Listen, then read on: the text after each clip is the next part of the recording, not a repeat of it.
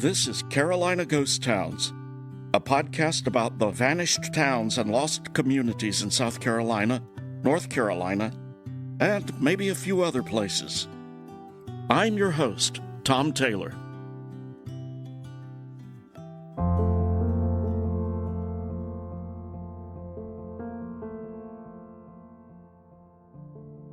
Way back in episode 1, I made the emphatic statement that, quote, there are no Aintrys in South Carolina, close quote. The point I was trying to make was that you won't find any towns that were uprooted and completely displaced by South Carolina lakes. Any towns that might have occupied that land were already long gone before the lakes were built. Now, while that's true for South Carolina, it doesn't necessarily hold for our neighboring states. In the 1940s, several small towns and communities were displaced by the creation of Fontana Lake in North Carolina. Judson on the south side of the lake and Proctor to the north were two of the larger communities lost to the waters of the lake. In today's episode, we'll take a look at the first of those towns, Judson. In 1933, Franklin Delano Roosevelt signed the Tennessee Valley Authority Act.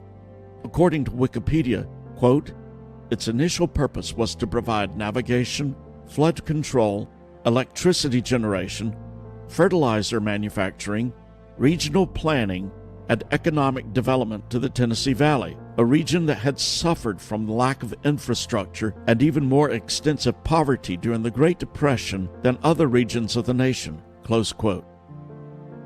The first dam was actually part of a 1916 National Defense Act under President Woodrow Wilson. The dam at Muscle Shoals, Alabama, was supposed to be a navigation aid around the eponymous shoals and produce power for nitrates to be used in World War I. Ultimately, 16 reservoirs were created under the TVA Act across Tennessee, Alabama, Kentucky, Mississippi, Georgia, Virginia, and North Carolina.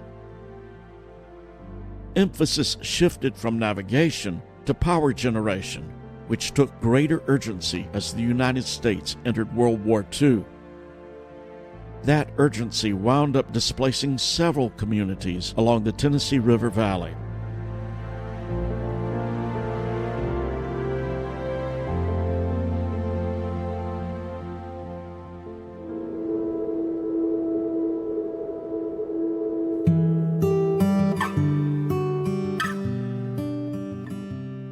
The fertile, flat-bottom lands along the Little Tennessee River and its tributaries were home to Native Americans for nearly 14,000 years.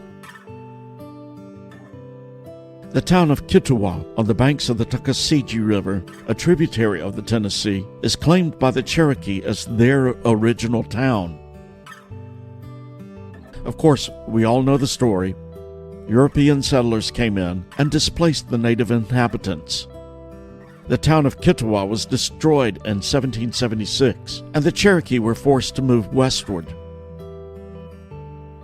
One of the early families to settle in the area was the Bryson family. The town of Bryson City on the banks of the Tuckasegee was named for Colonel Thaddeus Bryson, a local politician, land speculator, and Confederate Army veteran. Christopher Columbus Bryson was born in 1856 in White County, Georgia. It's unclear whether or not he was related to the Brysons of Bryson City, but it appears that he took his surname from his mother's maiden name. Regardless of the relationship, at some point, C.C. Bryson moved to Bryson City area and settled just to its west, past the point where the Tuckasegee joins the Little Tennessee River. In 1887, the Goldsboro Messenger published an announcement that C.C. Bryson had been named postmaster of a new post office in the community of Judson. In 1944, the TVA commissioned a study of the region affected by the construction of the Fontana Dam. The study provided this background on the town of Judson and the neighboring community of Almond. The Almond-Judson community, like Bushnell, first became prominent as a standing, providing accommodations for cattlemen who stopped overnight en route from Tennessee. With the completion of the railroad about 1880, the community became the center of the lumber industry of Swain, Graham, and Jackson counties. The great variety of virgin timber attracted outside capital. A mushroom town of approximately 150 families sprang up in Judson. A spur railway track was built into Graham County, and an area of several square miles was stripped of its virgin timber. The lumber company moved on to new territory, leaving many families stranded with no means of livelihood other than meager agricultural activities. There are 8 small grocery and general merchandise stores located in the Almond-Judson community within the taking line. This community, however, draws a large trade from adjacent neighborhoods not included in the study and from the Stacoa and Panther Creek sections in Graham County. Many farmers do their trading in Bryson City, where a wider variety of foods and farm supplies can be found. The principal crops grown in the community are corn, Irish potatoes, tobacco, hay, and vegetables. Farmers receive more cash from the sale of timber products, namely pulp wood, acid wood, lumber, and tan bark, than all other agricultural products combined. Burley tobacco, however, had recently been introduced into this region, and upon the exhaustion of the timber, is considered the potential cash crop for Swain County. Cattle are grown throughout the community, but in comparatively small numbers. A vast majority of the families grow vegetables and produce milk and butter for home consumption. The principal social activities of the community center around the church and schools with various young people's organizations, athletic programs, and parent-teacher associations. The Old Time Singing Convention is an annual event attended by families from the most remote sections who bring picnic lunches and spend the day enjoying the music of the competing choirs. Located on the banks of the river, Judson was a remote mountain village whose main industry was timber. Most of what we know about life in Judson comes from a regular series of letters published in the Swain County Herald called Judson Jottings. These jottings describe a simple, almost poetic life. April 18th, 1889. Feeding time is over. Stock is doing well on the ranges. The hummingbird is here. Farmers and poultrymen should remember that this An endless variety of medicinal plants, roots, and barks is found in Swain County. This might be styled the land of health. Wheat is looking well. Clover and other grasses seem to realize that spring has come again. C.C. Bryson has greatly improved the appearance and convenience of his yards by means We of welcome board Uncle fence. Samuel Conley and family of your city to our neighborhood, as we feel they will be beneficial to the community. April 26, 1889. A sharp wind from the northwest this morning. Peaches plenty yet. If nothing happens adversely, we shall have an abundant crop of apples this year. A full crop of strawberries and other small Spring, fruits. with her green carpeting, songs, and flowers, has come again. The wood thrush has returned with his sweet notes. The bird of the gloaming, the finest winged songster of the mountains, now sings his vernal prelude. As for the general business record for this week is about the same as that of last, and I have nothing special to offer. We'll close. More anon. C.C. Bryson's name appears frequently in these Judson jottings. In addition to serving as postmaster, he was a prominent businessman and also served as justice of the peace. I came across several wedding announcements where he had conducted the services. Bryson died in 1928 at the age of 71. He didn't live to see the sad fate of his beloved town.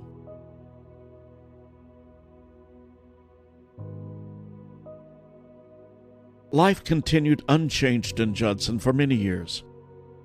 One of the best descriptions of the town comes from a genealogy website for the Ellis and Keener families. Clay Clark relayed his memories of Judson to Kathy Green for the website. I'm going to quote most of Clark's comments here, using an AI voice for his memories of the town. Judson was a small community of approximately 600 people. As you enter town, on the left are 3 stores, I.B. Jenkins's, Delozier's, and Holmes Patterson's. Across the street was E.B. Jenkins's store. There was a sawmill between the store and the river, run by Caro Jenkins. The Tennessee River ran through the middle of Judson. Across the bridge on the right was Crisp's garage, and underneath the garage was a corn mill. On the left was a barber shop run by N.C. Ash. The post office was between the barber shop and the railroad. P.L. Crisp had a store across from the post office. The Southern Depot was across the railroad tracks on the right. Harvey Green was the postmaster up until they were forced to move for the flooding of Fontana Lake. Prior to that time, he had worked in one of the stores for $2 per month. The train ran through Judson 4 times a day, twice to Murphy and twice to Bryson City. Ace Enlow's farm was on the right at the lower end of town. The Judson Elementary School sat on a hill above the depot. At one time, it had been a hotel when the Whiting Lumber Company was in operation in Judson. In 1930, my father-in-law, Vance W. Green Sr., was a teacher there. He taught grades 3 and 4. He also taught grades 1 to 7 at Forney Creek. The high school-aged children attended Almond High School, which was located where the Almond Boat Dock is now. There were 2 churches in Judson, one Baptist and one Methodist. I've been told that these churches were about 100 feet apart and that you could sit in one and hear the preacher in the other. At different times, the Baptist preachers were Reverend Henry Hogue and Reverend John Stansberry. The Methodist preachers were Reverend Hips and Reverend West. There were 2 doctors at different times in Judson. The first was Dr. Brock and then Dr. Orr. After they left, Dr. Bennett from Bryson City would come to Judson. Some people rode the train to Bryson City or to Silva to see a doctor. As early as 1930, there were rumblings that things were about to change for the citizens of Judson and the Little Tennessee River Valley.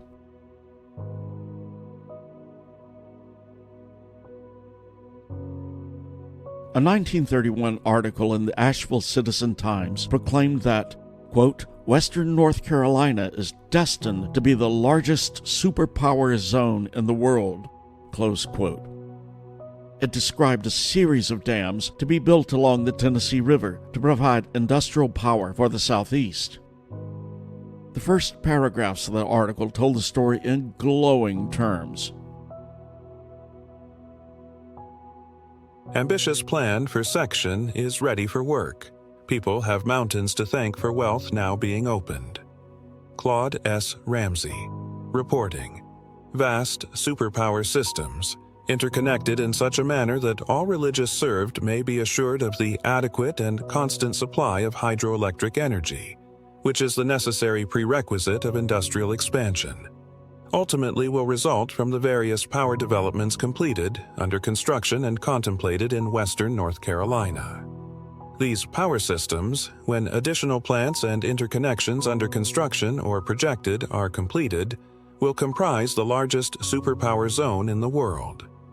With plants in western North Carolina and on the edge of the Tennessee state line as the central points of operation, this zone will cover a territory ranging from the coal fields of Virginia and West Virginia to Muscle Shoals in Alabama.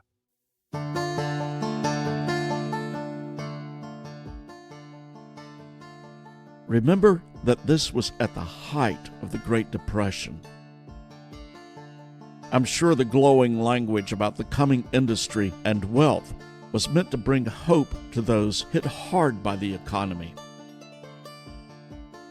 However, almost as an afterthought, and oh by the way, the article states that, quote, these plans called for the wiping out of the villages of Bushnell, Judson, Almond, Wester Creek, Fornays Creek, Noland, Epps Springs, and possibly other communities, close quote. The advent of World War II brought an increased urgency to these plans. power was needed to produce aluminum for the war effort. The Fontana Dam location became a boom town, with workers imported for construction of, quote, the largest dam east of the Mississippi, close quote. One 1942 article featured photos of the experimental trailers that were to be built to house the workers. Construction continued on Fontana Dam for the next 2 years. Families in the communities were forced to sell their land and homes. Where possible, buildings such as the Jackson Line Baptist Church and other homes were moved from the valley to higher ground. An Asheville Citizen-Times article from October 1944 said that November 1st was the final deadline for vacating. Nearly 1,200 families were displaced. Of that number, the article listed about half as, quote, original families, close quote, or long-term residents, and the other half as transients, or imported workers for the dam project. The 1944 TVA report by Alfred Hyde described the people that would be displaced by the project. I am submitting herewith a copy of a study made of the Almond-Judson community. In this study, an attempt has been made to analyze the social and economical phases of the life of the community and to determine, as far as possible, how this community, together with the adjacent neighborhoods, will be affected by the creation of the Fontana Reservoir. The material used in this study was taken largely from the case records of those families living in the reservoir and with whom this office has worked. There are a total of 166 families within the community who will be directly affected by the building of Fontana Dam. Of this number, 143 are original families and 23 transients. The original families are of native stock. The pioneers lived for many years practically isolated from the rest of the world, closed in between the Nantahala and Smoky Mountain ranges. Only a thrifty race could have survived the many hardships encountered prior to the building of the railroad in 1885. The people are friendly, congenial, and as a rule, religious, hard-working, and law-abiding. The standard of living varies considerably. Families living in the villages of Judson and Almond are progressive and make a fair living, but a majority of those in the more isolated regions are existing in a state of poverty. The farm homes, as a rule, are in a poor state of repair and are furnished with bare necessities. The boxed and frame houses are the two common types of dwellings, although many log cabins remain in the more isolated neighborhoods. Most homes are lit by means of kerosene lamps. However, 5 families have shown their ingenuity by producing their own electricity from water-powered plants. Less than 5% of the homes have running water. The open spring is the principal source of water supply. Outdoor toilets are generally used, and often these are placed over streams, thus contaminating the water. The people are not inclined to move from place to place. Approximately 33% of the original families have lived in this community during their entire lives. All of these articles from this period that I read only talked about the positive aspects of being forced to move. Those relocated were paid for their lands and were able to buy better farms or buy a home where there were better paying jobs. None of them discussed the tragedy of losing ancestral homes. They only talked about the good news. Almond and Judson will be entirely inundated, thereby losing its identity. The remaining scattered families living above contour will undergo major readjustment problems. The school will be relocated in the Lawata community. 2 churches will be dissolved and 1 relocated above pool elevation. Bryson City, the nearest trading center, will be very inconvenient for those families who have no modern means of transportation.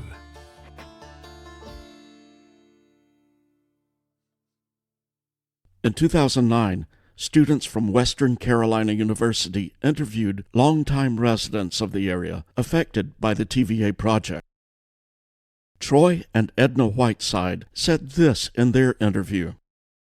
In your opinions, what was the the general consensus of Swain County residents when the project was introduced? Were they happy about it? Were they opposed? Were they happy for jobs? The people in the area that I was from, see, I was raised over near the Nantahala Gorge, and that was the upper part of where the lake come. And the people wasn't happy about it. Of course, at that time during the war, they was willing to do anything to keep the country going for a war, but they wasn't, because they was losing too much land, and the government didn't pay the price for the land that they would send in like 3 adjusters, and they'd say, yeah, this is worth so and so and so and so, and they had to take it. They didn't have a choice. And then with things like that, they wasn't happy with it. But it was just progress, and you can't fight it. And they knew that the country needed more power, and they needed the dam for that purpose. But the people was unhappy because they was towns, little settlements, whole settlements being relocated, and that's always bad. I mean, how would Bryson City feel right now if they said we're going to build a dam and everybody in Bryson City's going to have to find somewhere else to live? Even if they got halfway decent prices, which they didn't for the property, where would they go? And at that time, there wasn't the transportation and the resources to pick up and move that there is now. So it was a real hardship on a lot of people. But on the other hand, it was a big time for people like here where I live. Didn't realize or didn't care, maybe, I don't know. But I can remember the people that lived around here that was working on making dollars, and they never had been an opportunity to make dollars before, was really happy. And my daddy had come from over at Canton and had moved here, and he was a person that did ironwork and all kinds of different kinds of construction work, and he was pleased to have plenty of work to do. And my Uncle Herschel, he had work to do, and everybody that was that lived right around here was able to bring a lot more money to the house than they'd ever been able to before.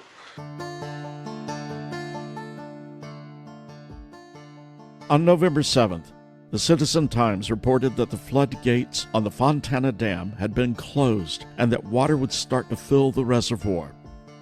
Soon, Judson would be completely covered by the waters of Lake Fontana.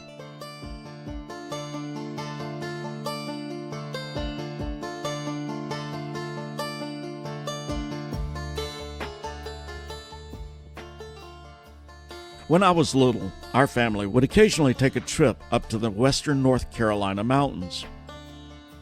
One of my favorite things to do was to collect brochures from tourist attractions from the motel lobbies. These were usually places our large family could never afford to go. Places like Ghost Town in the Sky, Frontierland, and other tourist traps. I remember picking up one brochure for Fontana Village, and the description made it seem like a magical place. The dam was an architectural wonder and a sight to behold.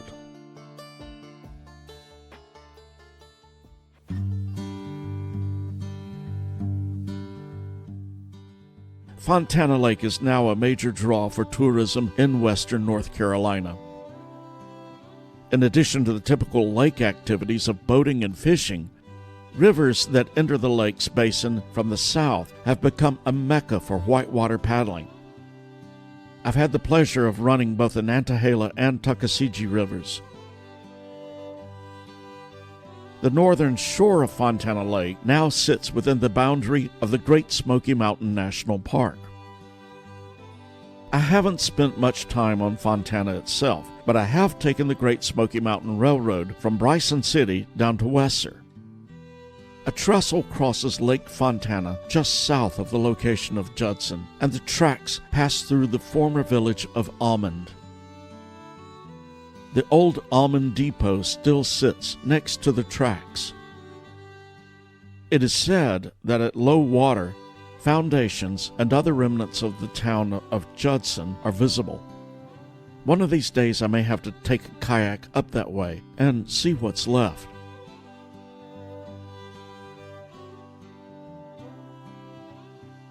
That's all for this episode of Carolina Ghost Towns. I'll have photos of Judson and links to the resources I used in the show notes. Next time, we'll cross the lake to the north shore of Fontana and to the town of Proctor. Until then, subscribe, leave us a comment or a review, and definitely share the show with your friends. Thanks for listening.